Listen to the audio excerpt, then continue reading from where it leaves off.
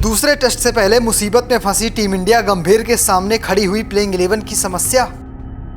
बुमराह की भरपाई करने के लिए बनाया प्लान, कुलदीप यादव के नहीं खेलने पर मचा बवाल। बर्मिंघम टेस्ट से पहले गिल करेंगे 2 बड़े बदलाव, दिग्गजों ने दी टीम इंडिया को खुली सलाह।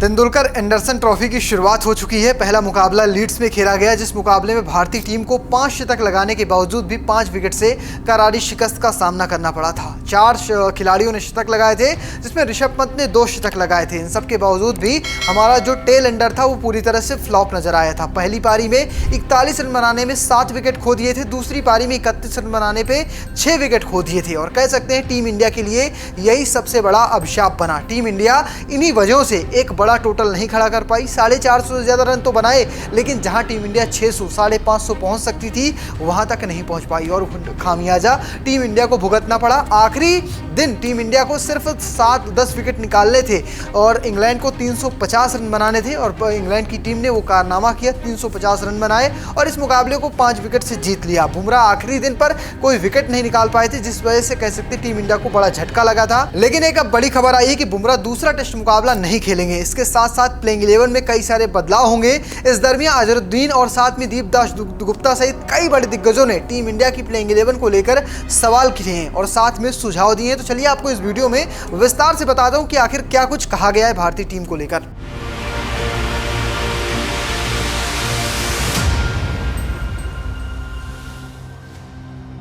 आगे बढ़ने से पहले जान लेते हैं एजबेस्टन, जो बर्मिंघम का मैदान है, उस पर रिकॉर्ड्स कहते हैं टेस्ट के। तो आपको बता दूं कि अब तक इस मैदान पर 56 मुकाबले खेले गए हैं। 56 मुकाबलों से 18 मुकाबले पहली पारी ने जीते हैं जो बल्लेबाजी की है, और 23 मुकाबले दूसरी पारी में जो बल्लेबाजी जिस टीम ने की है उसने जीते हैं। तो बात हो गई रिकॉर्ड्स की। अगर बात करें यहाँ की पिच रिपोर्ट्स की, तो चलिए फटाफट वो भी देख लीजिए। भारत और इंग्लैंड के बीच होने वाले दूसरे टेस्ट मैच में पिच का मिजाज काफी हद तक बल्लेबाजों के अनुकूल रहने की उम्मीद है। आमतौर पर यहाँ शुरुआती 2 से 3 दिन तक बल्लेबाजी के लिए बेहतर माने जाते हैं। हालांकि अगर मौसम में बादल छाए रहे तो तेज गेंदबाजों को भी स्विंग और सीम मूवमेंट्स की मदद मिल सकती है। मैच के आखिरी दोनों दिन में पिच टूटने लगती है, जिससे स्पिनर्स और गेंदबाजों का प्रभाव बढ़ जाता है। ये तो बात हो गई पिच रिपोर्ट्स की। लेकिन अगर भारत के रिकॉर्ड्स की बात करें तो इस मैदान पर आज तक टीम इंडिया ने 8 मुकाबले खेले। इन 8 मुकाबलों में 1 मुकाबला ड्रॉ रहा था, जबकि 7 मुकाबलों में भारतीय टीम को करारी शिकस्त का सामना करना पड़ा है। तो ये हो गए इस मैदान के रिकॉर्ड से। बात करते हैं भारतीय दिग्गजों की सलाह की। पहले के दिग्गज हैं मोहम्मद अजरुद्दीन, जो भारत के पूर्व कप्तान रहे हैं। उनकी कप्तानी में भारतीय टीम ने काफी ज्यादा टेस्ट मुकाबले जीते हैं। आपको बता दें कि उन्होंने भारतीय टीम की हार पर बात करते हुए कहा कि भारतीय टीम की हार सिर्फ और सिर्फ बल्लेबाजी की वजह से हुई है।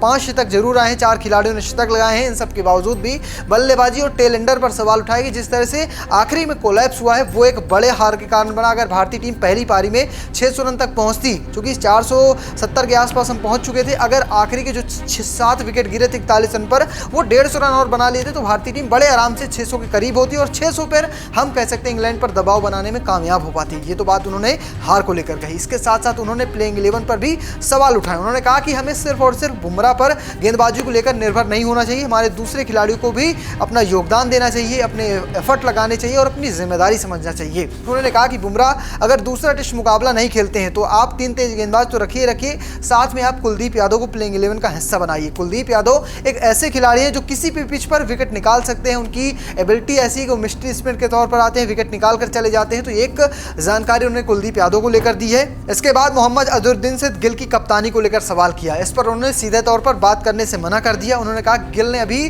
पहले टीम में या कहें पहले मैच में कप्तानी की है और उन्हें कम से कम 2-4 सीरीज में कप्तानी करने का मौका देना चाहिए, उसके बाद उनकी कप्तानी पर बात की जानी चाहिए। तो बात हो गई अजरुद्दीन की। इसके साथ साथ एक और खिलाड़ी, दिग्गज भारत के पूर्व विकेटकीपर बल्लेबाज दीपदास गुप्ता ने भी भारतीय टीम प्लेइंग 11 पर सवाल किए हैं। उन्होंने कहा कि अब टीम इंडिया को दूसरे टेस्ट मैच में बदलाव करने चाहिए। उन्होंने सबसे बड़ा बदलाव तो यही घोषित किया कि साई सुदर्शन को टीम से बाहर कर देना चाहिए, करुण नायर को नंबर 3 की जिम्मेदारी देनी चाहिए और जो नंबर 6 की जगह खाली होगी उस जगह पर आप ले आइए नीतीश कुमार रेड्डी को। रेड्डी के आ जाने की वजह से गेंदबाजी में काफ़ी बदलाव हो सकते हैं या मजबूती आ जाएगी। आपके पास 2 इस बॉलिंग ऑलराउंडर हो जाएंगे। इसके साथ साथ जडेजा मौजूद पहले से हैं। तेज गेंदबाज स्पिन में, तेज गेंदबाजी में शार्दुल ठाकुर और नीतीश कुमार रेड्डी हो जाएंगे। आप अगर 3 स्पिन को भी एक मौका देंगे तो आपके पास प्लेइंग 11 में कह सकते हैं बहुत सारे ऑप्शन मौजूद रहेंगे। ये तो बात हो गई दीपदास गुप्ता की। इसके साथ साथ माइकल क्लार्क ने भारतीय टीम की प्लेइंग 11 पर सवाल तो नहीं किया, लेकिन उन्होंने सुझाव दिया है। उन्होंने कहा कि भारतीय टीम को अपने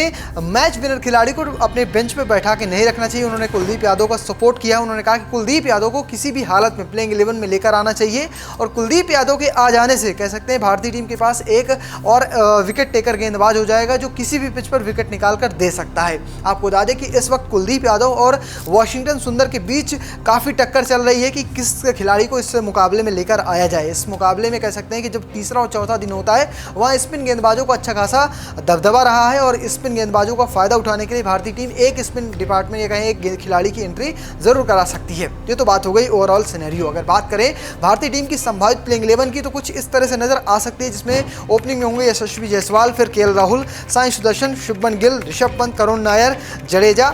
शार्दुल ठाकुर की जगह हो सकता है कुलदीप यादव को मौका दिया जाए। फिर सिराज, प्रसिद्ध कृष्णा और अर्शदीप और आकाशदीप में कोई एक खेलता नजर आएगा, जिसमें आकाशदीप का जो एक्सपीरियंस है वो अर्शदीप से थोड़ा बेहतर है और आकाशदीप को इस पिच पर मौका दिया जा सकता है। लेकिन आपको बता दें कि इस मुकाबले में जोफ्रा आर्चर की एंट्री हो गई है। जोफ्रा आर्चर अगर आते हैं तो हो सकता है कि हमें ग्रीन टॉप देखने को मिल सकता है। अगर ग्रीन टॉप होता है तो बुमराह की गैर मौजूदगी में हमें थोड़ी सी परेशानी होने वाली है। ये तो बात हो गई भारत की संभावित प्लेइंग 11 की। फिलहाल आपको क्या लगता है, क्या भारत को कुछ बड़े बदलाव करने चाहिए? नहीं, कमेंट बॉक्स में लिखिएगा और पेज को फॉलो करना, चैनल को सब्सक्राइब करना बिल्कुल भूलिएगा। धन्यवाद।